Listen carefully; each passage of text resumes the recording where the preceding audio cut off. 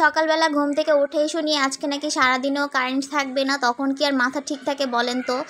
Current না থাকলে সব কাজের সাথে সাথে তো আমাদের খাবারও বন্ধ হয়ে যাবে, যেহেতু কারেন্টের চুলায় রান্না করি। কারেন্ট না থাকলে কিভাবে রান্না করব?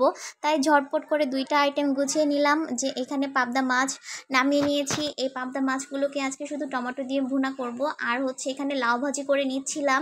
তারপরে ঝটপট করে আজকে সব রান্না শেষ করতে হয়েছে, কখন যেন কারেন্ট চলে যায় এই একটা আতঙ্ক মনে কাজ করছিল।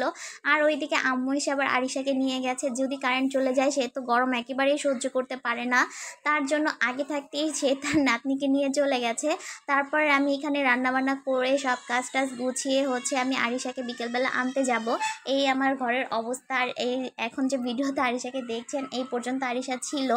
এই তো ওকে বলেছিলাম ঝাড়ু নিয়ে আসো, আমি ঘর ঝাড়ু দিব, একটা এনে খাটে রেখেছি আরেকটা নিচে। তারপর বিকেলবেলা চলে গেলাম আম্মুর বাসায় আরিশাকে আনতে। আর এসে দেখি সে মাথায় ঝুড়ি নিয়ে কি সুন্দর নাচ করছে। মানে সে টিভিতে যখন যেভাবে নাচতে দেখবে সেও ওইভাবে ট্রাই করে। এবার হলে হোক না হলে নাই, আমি তো ট্রাই করছি, এরকম একটা ব্যাপার আর কি। তারপর বলছিলাম যে চলো বাসায় চলে যাই, না সে যাবে না, সে রাত্রে যাবে।